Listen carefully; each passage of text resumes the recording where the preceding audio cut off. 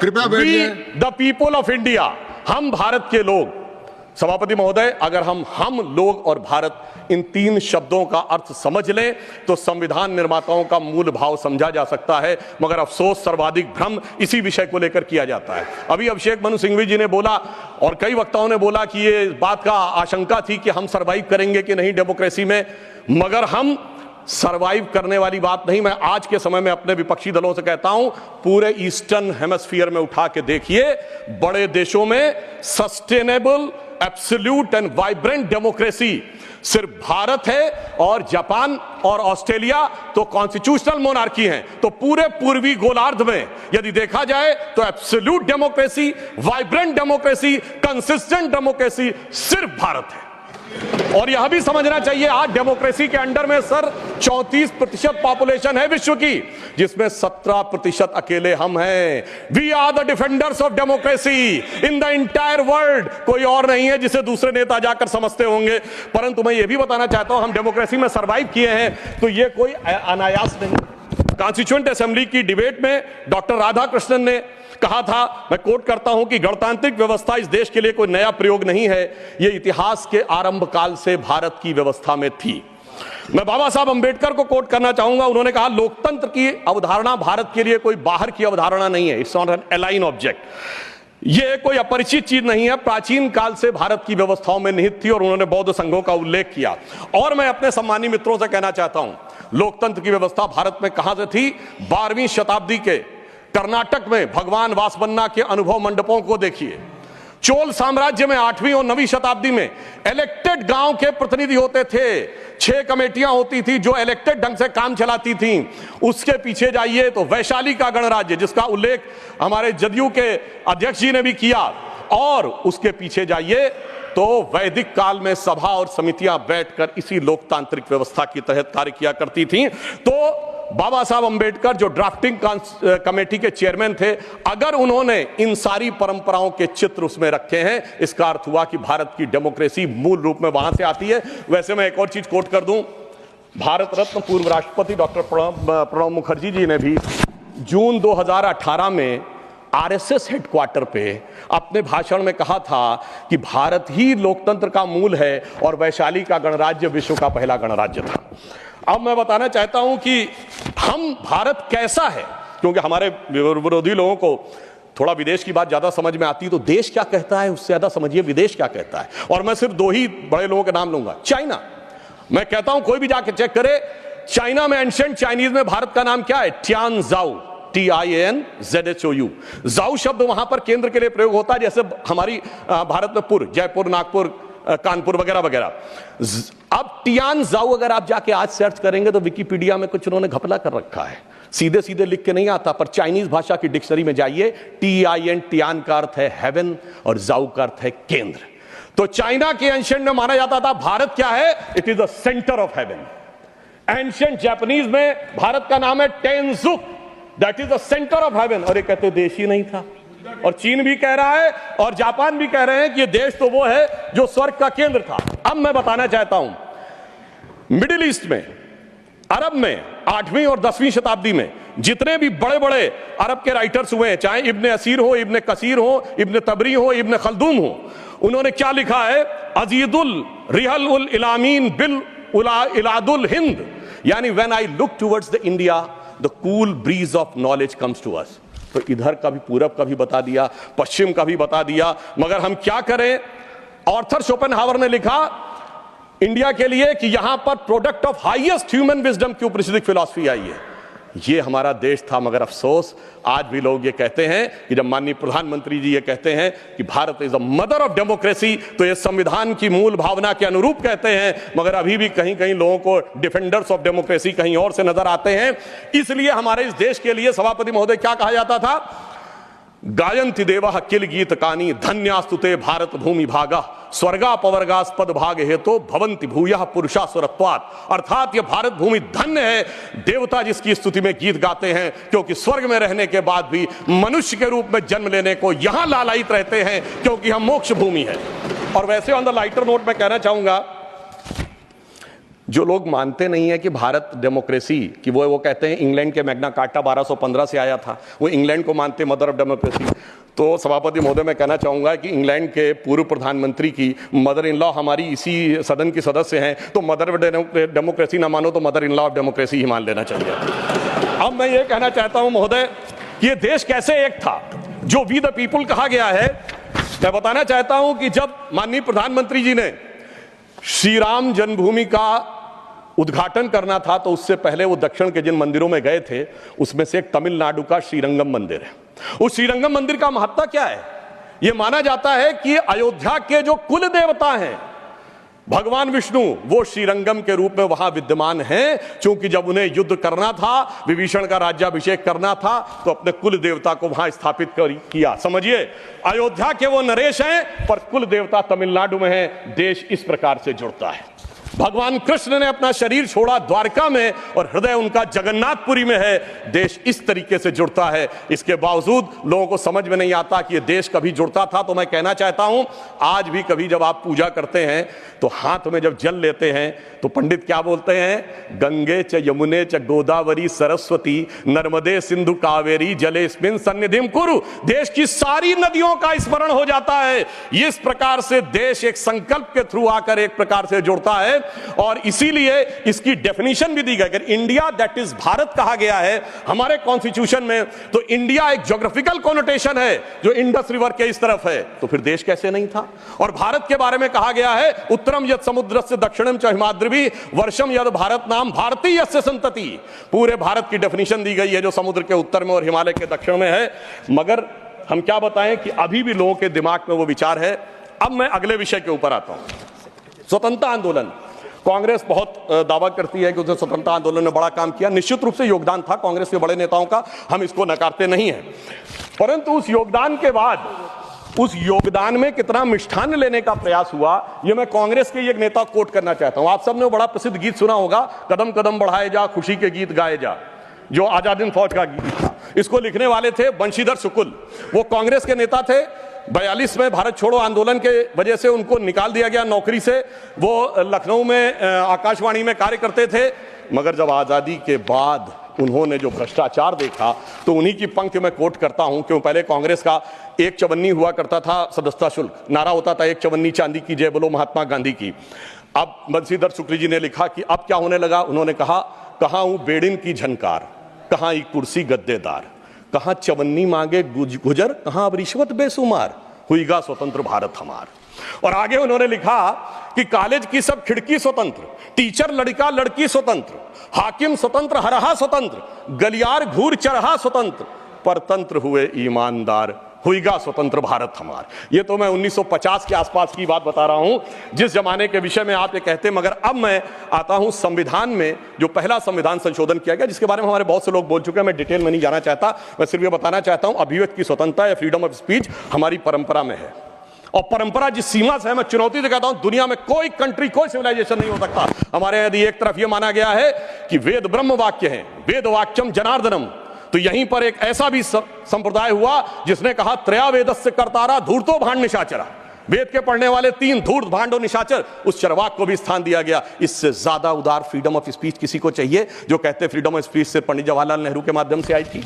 अब मैं बताना चाहता हूं, जो फर्स्ट अमेंडमेंट हुआ, अगर उस समय 2 घटनाएं नहीं होती, सरदार पटेल जी की मृत्यु हो गई थी 15 दिसंबर 1950 और श्यामा प्रसाद मुखर्जी जी ने कैबिनेट छोड़ दिया था 6 अप्रैल 1950। अगर इन दोनों में से कोई होता सरकार में तो मुझे पूरा विश्वास है कि यह नहीं हो पाया होता। परंतु उस फ्रीडम ऑफ स्पीच की कैजुअलिटी क्या हुई, मैं एक बताना चाहता हूं। बाबा साहब अंबेडकर ने जब 6 अक्टूबर 1951 को अपना इस्तीफा दिया है, जयराम रमेश जी ने वो बात ठीक कही थी कि उसका उपलब्ध है सरकार के आंकड़े में भी। मगर मैं कोट, हाँ वो जी बिल्कुल है, ये है सर, ये है। मगर अब मैं कोट करना चाहता हूं कि बाबा साहब अंबेडकर ने के बारे में पद्म भूषण धनंजय कीर ने, जो कि इंदिरा जी की सरकार के द्वारा पद्म भूषण प्राप्त है, सबसे ऑथेंटिक बाबा साहब की जिन्होंने ऑटोबायोग्राफी लिखी, उन्होंने लिखा 10 अक्टूबर 1951 को लोकसभा में बोलने के लिए खड़े हुए। उनसे कहा गया मुझे अपना बयान प्रस्तुत करने की अनुमति दी जाए।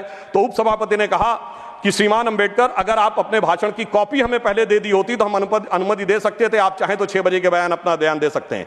सभापति की बात सुनकर अंबेडकर जी को अचरज हुआ और धक्का लगा।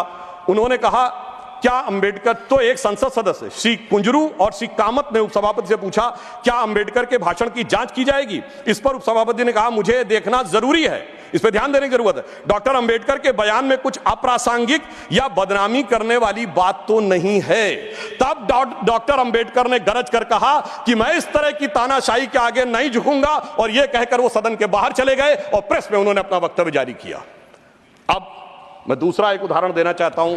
जो ये लोग बहुत बात करते हैं कि डॉक्टर अंबेडकर के विषय में इनके क्या विचार थे, मैंने अंबेडकर जी का विचार कोट किया, अब मैं कोट कर रहा हूं जवाहरलाल नेहरू जी का विचार, किसी अन्य का नहीं।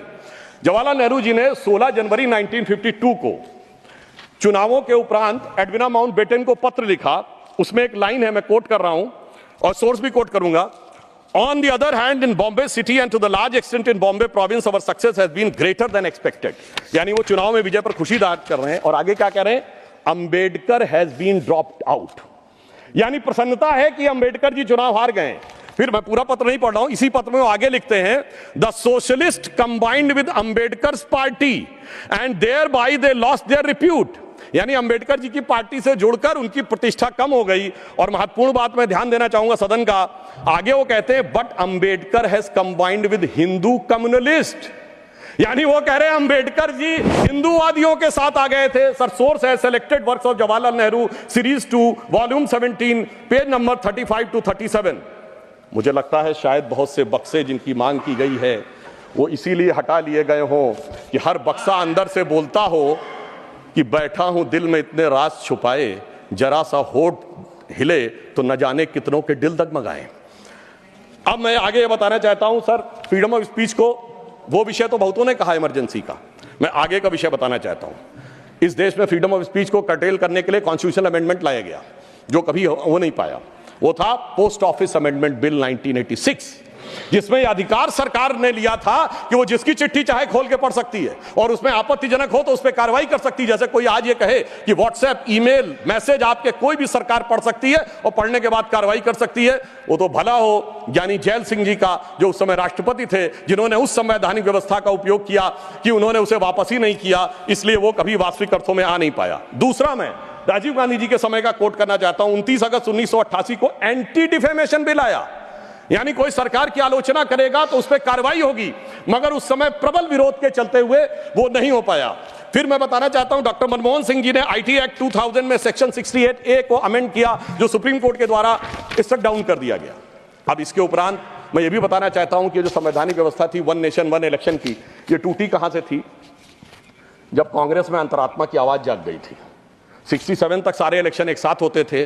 फिर एक ऐसा विचित्र हुआ कि अंतरात्मा की आवाज जागी और उस पार्टी की प्रधानमंत्री इंदिरा जी ने अपने ही पार्टी कैंडिडेट नीलम संजीव रेड्डी जी को चुनाव हरवा दिया। मुझे लगता है ऐसा विचित्र संवैधानिक उदाहरण भारत के इतिहास में देखने को नहीं मिलेगा। और मैं कहना चाहता हूं सभापति महोदय, उसके बाद इतनी अंतरात्मा की आवाज जागी कि निजलिंगप्पा, कामराज चौधरी, चरण सिंह चंद्रशेखर, मोरारजी देसाई पार्टी छोड़ दिए, 77 में देवराज अरस और बाबू जगजीवन राम पार्टी छोड़ दिए, तो फिर 90 में अर्जुन सिंह और एनडी तिवारी जी छोड़ दिए, शरद पवार छोड़ दिए, और कांग्रेस इतनी हो गई कि मुझे बचपन में याद है, मैं अटल जी की एक स्पीच सुनने गया था, उन्होंने कहा था कांग्रेस की तो आज स्थिति यह है, इतनी कांग्रेस है कि Congress R, Congress S, Congress O, Congress U, Congress मैं, कांग्रेस तू, कांग्रेस आई, कांग्रेस गई। अब मैं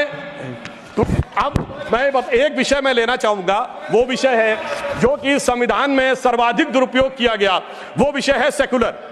संविधान सभा में जब यह डिबेट हुई 15 नवंबर 1948 को, तो यह प्रस्ताव केटी शाह जी ने रखा कि सेकुलर शब्द इंक्लूड किया जाना चाहिए। मगर यह बात आई कि अगर सेकुलर वर्ड होगा तो माइनॉरिटी नहीं हो सकता, माइनॉरिटी होगा तो सेकुलर नहीं हो सकता, क्योंकि रिलीजियस माइनॉरिटी थियोक्रेटिक स्टेट में होती है, सेकुलर स्टेट में नहीं होती है। मगर इसके बावजूद उस विषय को आगे रखा गया और डॉक्टर अंबेडकर ने क्या कहा, मैं सिर्फ कोट करता हूं। उन्होंने कहा, mister vice president sir, I regret that I can not accept the amendment proposed by professor KT Shah and my objections are stated briefly. और वो उन्होंने आगे जाकर इस प्रकार से रिकमेंडेशन किया, यानी बहुत साफ बात थी कि उन्होंने इस शब्द को रिजेक्ट किया। मगर डेमोक्रेसी के सबसे काले दौर में, जब सारा विपक्ष जेल में था, मानवाधिकार समाप्त हो चुके थे, तब संविधान की उद्देशिका, जिसे डॉक्टर साहब अंबेडकर ने कहा था संविधान की आत्मा, उसमें चेंज किया गया। और फिर महोदय सिर्फ इतना ही नहीं रहा, जब से वो वर्ड आया उसके बाद क्या हुआ? उसके बाद तो इस देश में क्या हुआ कि पर्सनल लॉ बोर्ड आ गया। उसके बाद क्या हुआ कि एक ऐसा समय आया कि जब सुप्रीम कोर्ट और शरिया में यह लगा कि मतभेद है, तो इस देश की संसद ने सर्वोच्च न्यायालय के निर्णय को रौंद कर शाहबानो केस में शरिया को सुप्रीम कोर्ट से ऊपर कर दिया। मैं विनम्रता से कहना चाहता हूं, दुनिया के किसी सेकुलर देश में ऐसा कोई एक उदाहरण बता दें तो मैं अपना बयान वापस लेने को तैयार हूं। फिर उसके बाद उपरांत महोदय इतना ही नहीं हुआ, फिर प्लेसेस ऑफ वर्शिप एक्ट आया। वो कहता है कि 15 अगस्त 1947 के बाद कोई चेंज नहीं होगा, ठीक है। मगर महोदय फिर वक्फ बोर्ड एक्ट आया, जो ये कहता है कि कोई समय सीमा नहीं रहेगी। और सूरत नगर निगम पे दावा किस बात पे है कि मुगलों के जमाने में वो सराय थी। तिरुचिरापल्ली के तिरुचुनेरी मंदिर पे इस बात पे है कि अरकाट के नवाब ने दे दिया था। यानी 200 साल 300 साल पहले के सरकारों के वो फरमान, जो कि सरकारें किस हिसाब से मानती थी। फिर कम्युनल वायलेंस बिल आया। अब मैं सिर्फ संक्षेप में 10 बिंदु बोलना चाहता हूं। जो लोग आज कहते हैं इस संविधान में उन्होंने क्या किया, मदरसा बोर्ड आया, मुस्लिम पर्सनल लॉ बोर्ड, इन सबको संवैधानिक मान्यता, संवैधानिक संरक्षण प्राप्त है। 4 पत्नी रखना, ट्रिपल तलाक, हलाला, मेहरम बालिका से विवाह करना, तलाकशुदा महिला को कोई मुआवजा न देना, हज सब्सिडी, वक्फ बोर्ड। अब मैं कहना चाहता हूं, मैं विनम्रता से कहना चाहता हूं कि इन लोगों ने इस कॉन्स्टिट्यूशन को सेकुलरिज्म का शिकार करते हुए इसको पार्शियली शरिया कॉन्स्टिट्यूशन बनाने का प्रयास किया। अन्यथा कोई गैर मुस्लिम देश दिखा दे कि जिसमें कि इस प्रकार की बात हुई हो, कोई सेकुलर देश, 200 देश हैं, बड़े विद्वान लोग बैठे हुए हैं वहां पर। मैं बताना चाहता हूं, कोई उदाहरण बताइएगा जिस स्टेट में सुप्रीम कोर्ट से ऊपर शरिया हो। अब मैं बताना चाहता हूं, बड़े विद्वान लोग उधर बैठे हुए हैं, मुझे कोई जरूरत नहीं है 200 में सिर्फ 4 सेकुलर देश बताइएगा, मैं अपना बयान वापस ले लूंगा जहां शरिया सर्वोच्च न्यायालय से ऊपर हो। और मैं ये भी बताना चाहता हूं, इतना ही नहीं था सर, संविधान का अपमान आप लोगों ने किया। और मैं कहना चाहता हूं, जो लोग मनुस्मृति की बात करते हैं, उन्होंने इसको मौलवी स्क्रिप्ट बनाने का प्रयास किया भारत के संविधान को। यह अपने आप में शर्मनाक बात है। शर्म उस समय आनी चाहिए थी जब इस तरह के परिवर्तन कर रहे थे। और मैं एक और बात कहना चाहता हूं, सभापति महोदय, टेक्निकल बात कह रहा हूं, मेरी बात गलत लगेगी तो मैं अपने बयान वापस ले लूंगा। सुनिए सर, वक्फ बोर्ड एक्ट में मुगलों के जमाने का फरमान को कॉन्स्टिट्यूशनल मान्यता प्राप्त है। यह वो संविधान था, वो सरकारें थी जिनमें जिम्मी का कॉन्सेप्ट था, जिसमें जजिया का कॉन्सेप्ट था, जहां के बादशाह गाजी की उपाधि लेते थे, सैकड़ों लोगों को मारकर। इवन अकबर ने भी गाजी की उपाधि दी है। यदि इस प्रकार की चीजों को, तो मैं कहना चाहता हूं सर, मैं पूछना चाहता हूं, जिम्मी और जजिया के फरमानों को कॉन्स्टिट्यूशनल मान्यता देना क्या शरिया को संविधान में लागू करना नहीं है? इसीलिए मैं कहना चाहता हूं, सुधांशु त्रिवेदी जी के अलावा किसी का रिकॉर्ड में नहीं जाएगा। आज मामला, सभापति महोदय, आज मामला मनुस्मृति बनाम संविधान का नहीं है। संविधान के बाबा साहब की पहचान और संविधान के ऊपर शरिया के निशान की है। और इसीलिए मैं बिल्कुल ईमानदारी से कहना चाहता हूं कि इन लोगों को सुधांशु त्रिवेदी जी के अलावा किसी का रिकॉर्ड पर नहीं जाएगा। कृपया आप शांत रहें। मगर मैं यह भी बात स्पष्ट करना चाहता हूं, हम कोई मुस्लिम समाज के खिलाफ नहीं है, शांति से। अगर मुझे एक देश दिखा दीजिएगा जहां शरिया सर्वोच्च न्यायालय से ऊपर हो, तब बात करिएगा। मैंने उदाहरण कोट किया है। अब मैं बताना चाहता हूं महोदय, हम मुस्लिम समाज के खिलाफ नहीं है। आज ही उस्ताद जाकिर हुसैन का देहांत हुआ है, उन्हें पद्म भूषण दिया, अटल जी की सरकार ने पद्म विभूषण दिया, मोदी जी की सरकार ने 2023 में। मैं पूछना चाहता हूं, ये बताइए, आपको अब्दुल रहीम खान खाना, रस खान, मलिक मोहम्मद जायसी, अशफाक उल्लाह खान, वीर अब्दुल हमीद, डॉक्टर APJ अबुल कलाम क्यों नजर नहीं आते? आज हमारे गवर्नर आरिफ मोहम्मद खान साहब हैं, मैं चैलेंज करके कहता हूं कि पॉलिटिकल क्लास में कोई उनसे बड़ा आलिम फाजिल मुस्लिम हो जो बात करके दिखा दे, मगर ये उसे नहीं मानते। हमने डॉक्टर कलाम को राष्ट्रपति बनाया, आलम इस्लाम में बैतुल हिकमत के बाद से पिछले 700-800 सालों में उनसे बड़ा साइंसदान नहीं पैदा हुआ, पर उसको नहीं मानते। ये किसको मानते हैं? जाकिर नायक, इशरत जहां, याकूब मेनन, बुरहान वानी। इसकी वजह से सारी प्रॉब्लम है। यहां सोच कट्टरपंथी जहनियत की है। और मैं सभापति महोदय ये एक और फैक्ट कोट करना चाहता हूं, इन लोगों को बहुत वो लगता है, तो मैं फ्रीडम हाउस रिपोर्ट, वैसे फ्रीडम हाउस में बहुत से लोग इनके मित्र लोग भी हैं, उसका annual survey of political rights and civil liberties 1999-2000 वो कहता है कि दुनिया में धार्मिक मान्यता का लोकतंत्र से क्या रिश्ता है। तो वो पेज नंबर 1011 पे लिखता है, there is a strong correlation between electoral democracy and Hinduism. वो कहता है कि जहां हिंदू धर्म है वहां पर ज्यादा डेमोक्रेसी, और उसमें Fiji, Guyana, Mauritius, Bharat, Nepal बहुतों को कोट किया है। और फिर उसने जो आगे कहा है वो इनको लगेगा, फिर उसने बुद्धिस्ट, व्हाट्सएप नहीं, मैंने कोट किया है रिपोर्ट के साथ, हवा में बात मत करिए। अब मैं आपको बताना चाहता हूं, और उन्होंने आगे एक और बात कही है। ब्रुकिंग्स ने अपनी रिपोर्ट में 2019 में मोदी जी के समय क्या लिखा है? India is a silver lining, even a gold lining of democracy, reported released in February 2019। सुनिए, व्हाट्सएप की बात करने वाले, February 2019 titled Democracy and Disorder and the Struggle for Influence on New Geopolitics, page number 31। अब मैं एक दो विषय का उत्तर देना चाहता हूं जो हमारे माननीय नेता प्रतिपक्ष जी ने कहा। उन्होंने कहा कि झंडे का विरोध करने की बात, हम तो ईमानदारी से कहना चाहते हैं कि हम कभी झंडे के विरोध में नहीं थे। झंडे में, अब सर पूरी बात सुनिए सर, मैं कोट कर रहा हूं, अब सर मैं कोट कर रहा हूं, अब सुनिए सर, मैं महात्मा गांधी को कोट कर रहा हूं, सुनिए सर, महात्मा गांधी कोट कर रहा हूं। महात्मा गांधी ने 6 अगस्त 1947 को कहा, अगर भारत के झंडे पर चरखा अंकित नहीं होगा तो इस झंडे का अभिवादन करने से मैं इनकार कर दूंगा। आप तो जानते ही हैं, भारत के राष्ट्रीय झंडे पर सबसे पहली परिकल्पना मैंने की थी। बिना चरखे के निशान के भारतीय झंडे की कल्पना नहीं है। वैसे पंडित नेहरू अन्य लोगों ने मुझे बताया है कि नए ध्वज में बना चक्र चिन्ह चरखे का प्रतीक है। कुछ लोग इसे सुदर्शन चक्र बताते हैं, मगर मैं समझता हूं क्या है सर, स्रोत है संपूर्ण गांधी वाङ्मय, खंड 89 पृष्ठ 11। अब आप बताइए, आप कहेंगे कि महात्मा गांधी उनका विरोध कर रहे थे, इसलिए मैं कहना चाहता हूं महोदय, 2-3 मिनट में समाप्त कर दें।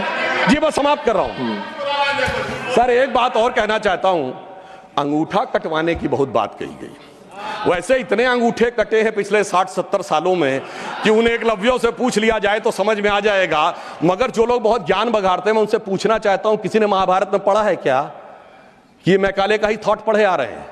मैं किसी के प्रति अपमान नहीं करना चाहता, 100 में 99 लोगों को यह नहीं पता कि वो किस चैप्टर में है। महाभारत के वन पर्व में है, जहां पर जब एकलव्य का वो पूरा विशेष नहीं जाता, जब द्रोणाचार्य उससे पूछते तुम अपना परिचय दो, तो कहता मैं मगध नरेश जरासंध के प्रधान सेनापति हिरण्यधनु का पुत्र Eklavya. He was the chief of the armed forces. माननीय सदस्यगण, आप ऐसे कहते जैसे माननीय सदस्यगण, जो बचे हुए माननीय सदस्य बोलने वाले हैं उनको कल अवसर मिल सकेगा। आप कृपया 1-2 मिनट में समाप्त करें। जी हम समाप्त करते हैं। तो इसलिए मैं कहना चाहता हूं, जब अगर आप हकीकत में देखेंगे तो समझ में आएगा। और मैं आज प्रधानमंत्री जी को धन्यवाद देना चाहूंगा। महोदय, ये जरासंध की सेना वो थी जो उस समय भारत की सबसे शक्तिशाली सेना थी, जिसके लिए कृष्ण जी भी एक बार छोड़े थे तो रणछोड़ नाम पड़ा था। अगर ट्राइबल उसका चीफ था, ये भी तो पूरी बात बताओ। और आज 5000 साल के बाद जब महामहिम राष्ट्रपति ट्राइबल समाज से हैं, तो पहली बार तीनों सेनाओं का सर्वोच्च अध्यक्ष एक बार पुनः ट्राइबल हुआ है। तो मुझे लगता है भारत की परंपरा को सही ढंग से समझने का एक अवसर मिला है। ढाका में पैराट्रूपर्स को लीड करने वाले जनरल जे जैकब, या chief of the eastern command general Jagjit Singh Arora, या भारत के चीफ उस समय सैम मानेकशॉ और श्रीमती इंदिरा गांधी। और यह समय याद भी दिलाता है कि जब कोई ऐसा वक्त आता है तो उस समय हमारे नेता और उस समय नेता प्रतिपक्ष अटल जी ने इंदिरा जी की तारीफ करके कहा था कि हम सरकार के साथ खड़े हुए हैं। तो विपक्ष को याद रखना चाहिए कि किस ढंग से समर्थन किया जाता है। परंतु मुझे एक याद आता है कि आज इंदिरा जी की आत्मा जहां कहीं भी होगी तो वो बड़ी अचंभित और स्तब्ध हो जाती होगी कि ये वही पार्टी है और ये वही परिवार है जिसके नेता के बारे में पाकिस्तान का पूर्व मंत्री फवाद चौधरी समर्थन करता है। और ये वो है जो कहता था मैंने पुलवामा में घुस के मारा है, जिनके बारे में ख्वाजा आसिफ उनके रक्षा मंत्री समर्थन करते हैं, जिनके बारे में पूर्व प्रधानमंत्री उनके Imran Khan floor of the house पे बोलते हैं, और सर जिनका नाम यूएन में उनके डोजियर में लिखा जाता है, तो मुझे लगता मैं इंदिरा जी को इन्हीं शब्दों में श्रद्धांजलि दे सकता हूं कि बूढ़ा वंश इंदिरा जी का उपजा ऐसा लाल, इज्जत सारी डुबो गई है ऐसा किया कमाल। अब मैं आगे कहना चाहता हूं सर, मगर एक इस सदन में जब हम 75 वर्ष के ऊपर एकत्र हैं, तो शायद 75 वर्ष के इतिहास का वो सबसे ऐतिहासिक मौका था। तो मैं ये कहना सर आपके लिए आगे सुनिए सर, आप अरे लीजिए आप सुनिए, मैं एक बताना चाहता हूं सर, एक महत्वपूर्ण बात यह थी कि एक तरफ 7th फ्लीट भेजा गया था और चंद दिनों के अंदर अमेरिका ने मान्यता भी दे दी थी। हमने 93,000 प्रिजनर ऑफ वॉर छोड़े, मगर पीओके में कुछ नहीं कर पाए। चलिए वो एक अलग बात है। हमारे 54 प्रिजनर ऑफ वॉर पाकिस्तान में थे, वो नहीं मिल पाए। ये मुझे आज तक आश्चर्य है कि 93,000 दे के 54 नहीं ले पाए। सुलह की कौन सी शक्ल सुमरती रही।